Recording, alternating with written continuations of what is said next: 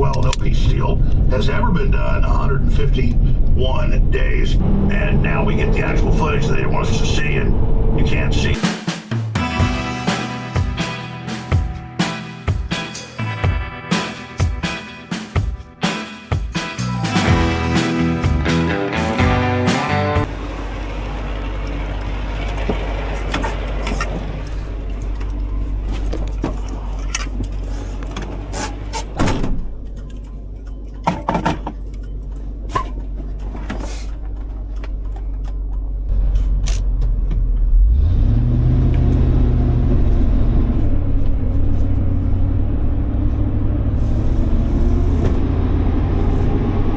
The job that I just got done with, pretty simple.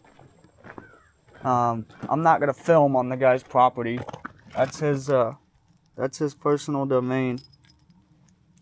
So, but yeah, that's what the job looked like. That's how it came out. Everything looked really good. He was super happy about the paint.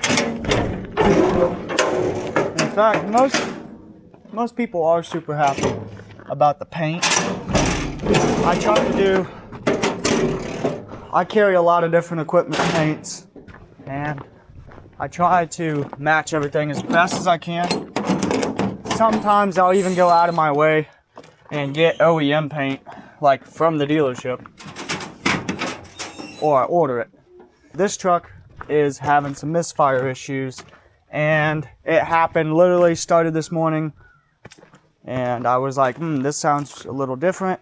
And yeah, I was right. It was misfiring. So I got some stuff. I just want to check through everything. Always ripping shit up. These customers, they're a good customer, but their employees just don't give a fuck about their shit. And it pisses me off because I work so hard to maintain it.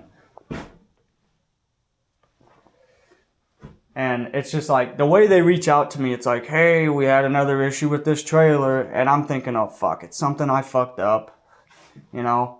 And then I start hearing about it, and then I talk to the employees, and I'm like, wait a minute, it's a little bit related to what I just fixed, but it's entirely their fucking fault. It's just shit like that, you know what I mean? It's like the drivers and the operators and everything, they just, fuck. Sorry, I had to vent there.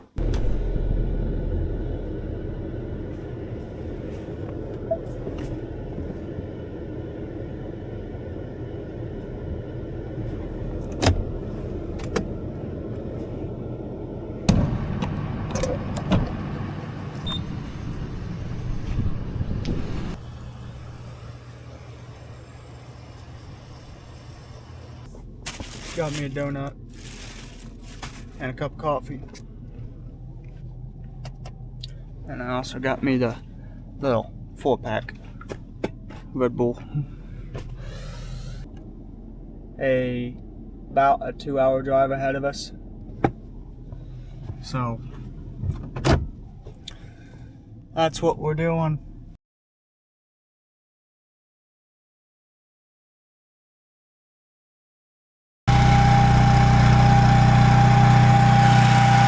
As you guys saw, I'll explain a little bit of what I've been doing. So I got that collar off, and I had to cut it with the grinder. I tried heating it with the torch. I tried beating the fuck out of it. I couldn't get my bearing puller, or collar puller, or shaft puller, sprocket puller. Anyway, couldn't get my puller on it because it was so crowded, even with the brackets for the rotostator being removed. So I just went old school. I cut the collar in 2 places and just got it, kept it warm, kept her sauced up, and just kept beating the shit out of her. And she eventually came off. I got to get a couple new bolts that I had cut, and then I have to go get some new set screws and make sure that I have all the keyways. So I'm taking a trip over to Menards right now to get this taken care of. So I went ahead and took the time to degrease some of these. That way we're not getting grease all over the displays and handles where people touch stuff. Makes it a little easier so I'm not jamming their thread pitch chart full of grease.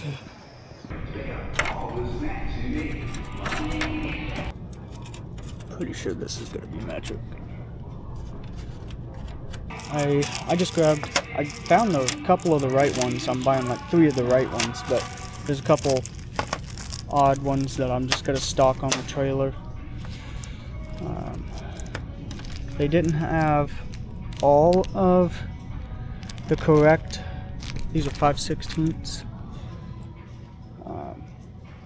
18 thread pitch.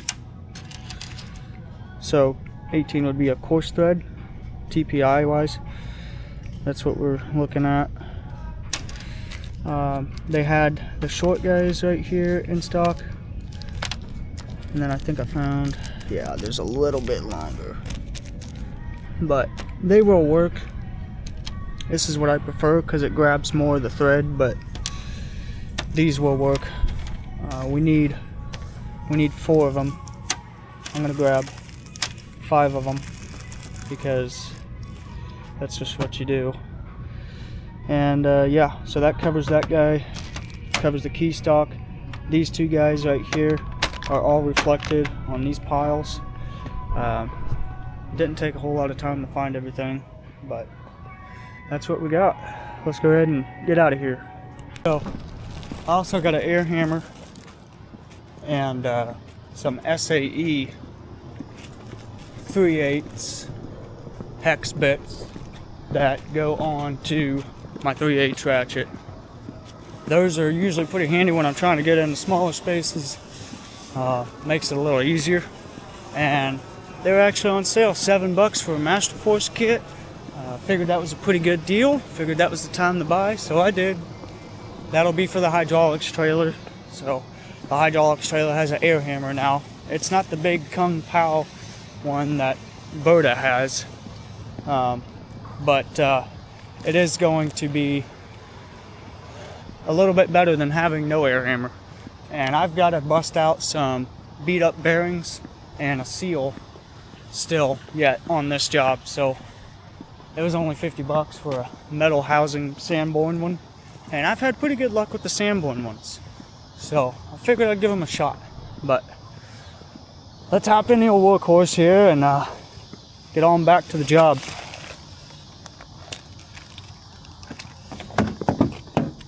Oh, that's awesome. I love it when shit's just an absolute mess. I scored something else.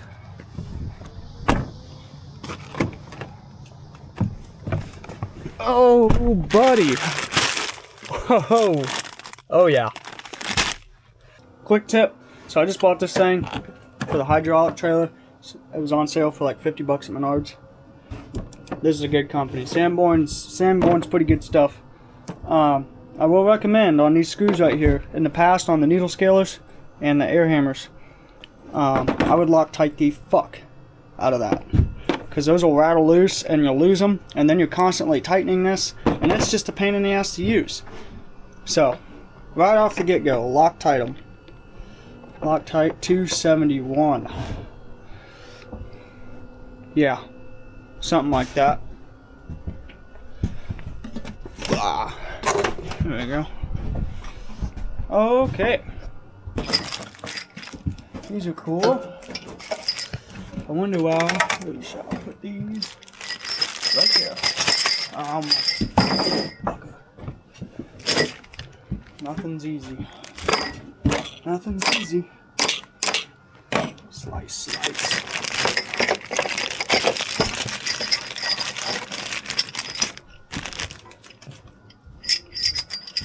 Pop those guys. I don't know. It's kind of cheesy to put them there. Might want to put them up along here somewhere, maybe. Yeah, that'd probably be working all right. And then this guy will just launch in there. Got to put an end on it. All the shit that's in there. So, oh yeah, here's the. I got the metric one over there already. Now I got the standard one. That'll be sweet. And here's all the bullshit. all the bullshit right here that we need to finish up this install. Alright, like I said, we got all of our hardware. I stored all that little stuff up there just for now, but let's take a look at this keyway right here. You can see she's pretty goofed up. When they rolled this, they did a number on pretty much everything. This is the aftermath. This is what I had to do. This is the aftermath of that collar. So a good reason to have this air hammer. I put a chisel bit on it. I gotta get that nut off and the shaft just keeps spinning. And a good way to, there's really no good way to lock that shaft. So I'm just gonna whack her with the air hammer. You see I get a little frisky with the cutoff wheel. That's fine. We don't need to worry about that. But I need to get this nut off there so I can get to these bearings. So I can pull the bearings off and out. That bearing is seated inside of this back collar here. You can see that.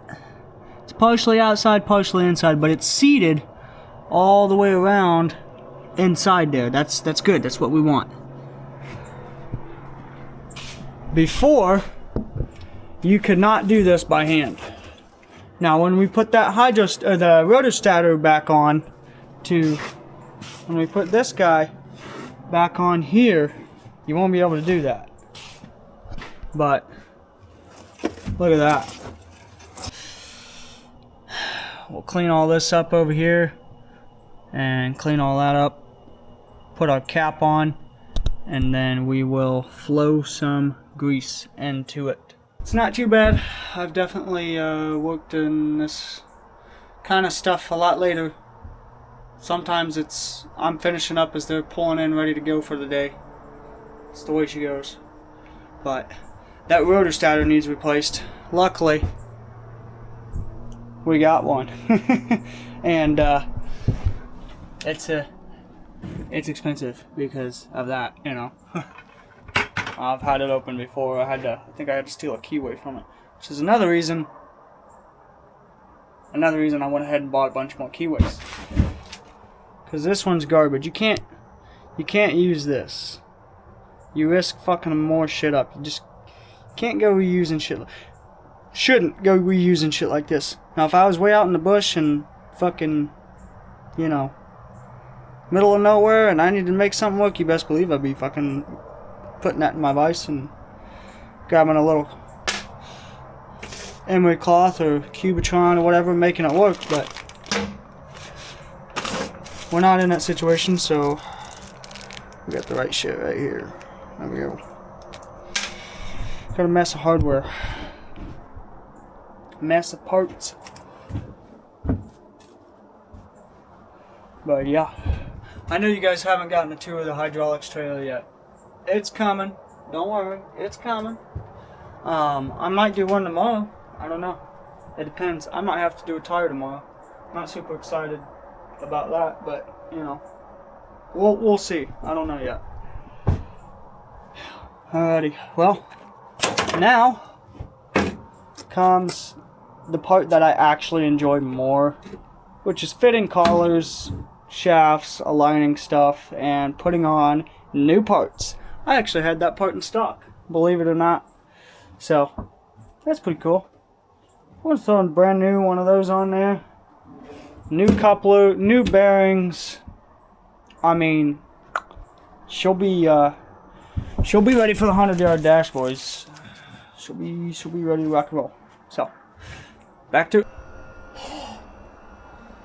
I just encountered a major problem.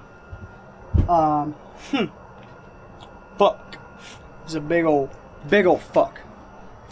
Because it's about 1 in the morning right now. The old collar, or coupler, was coarse thread 5/16. This one's fine thread. Could I jam them in there and make it work? Yeah. But I'm not going to.